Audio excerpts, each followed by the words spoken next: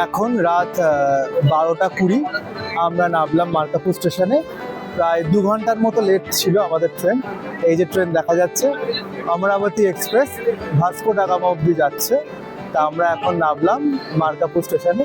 আমাদের কিছু অতিথিরা এখানে রয়েছে, আর বাকি কিছু অতিথিরা আরও বিভিন্ন কামরায় রয়েছে, তাদেরকে আমরা এখানে একত্রিত করছি।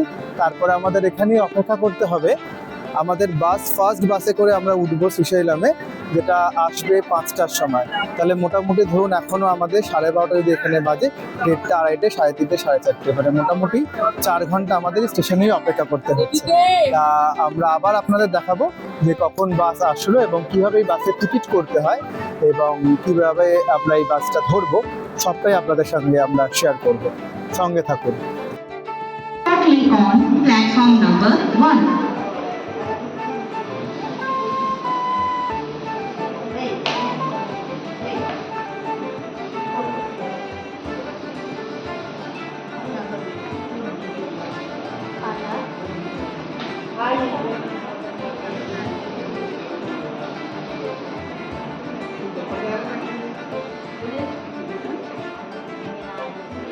মার্কাপুর স্টেশনে সেই রকমভাবে কিন্তু খুব ভালো কিছু ওয়েটিং রুমের ব্যবস্থা নেই।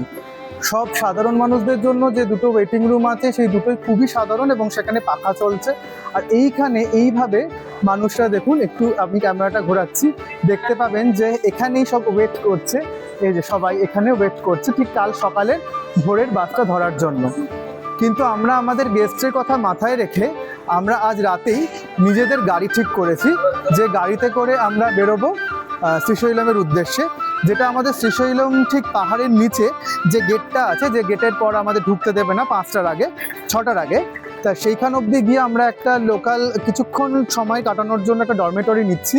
দেন তারপর 6টার সময় যখন সেই গেট খুলবে তখন আমরা আস্তে আস্তে শ্রীশৈলম পাহাড়ের উদ্দেশ্যে, মানে ও মন্দিরের ওঠার উদ্দেশ্যে যাব। তা এখন এই মার্কাপুর স্টেশন থেকে আমরা বেরোচ্ছি। পেছনে মার্কাপুর স্টেশন আপনারা দেখতে পাচ্ছেন, এই হচ্ছে মার্কাপুর স্টেশন। সেখান থেকে বেরিয়ে আমরা আস্তে আস্তে নিজেদের যে প্রাইভেট কার সেখানে এগোচ্ছি, সেখান থেকে শ্রীশৈলমের উদ্দেশ্যে।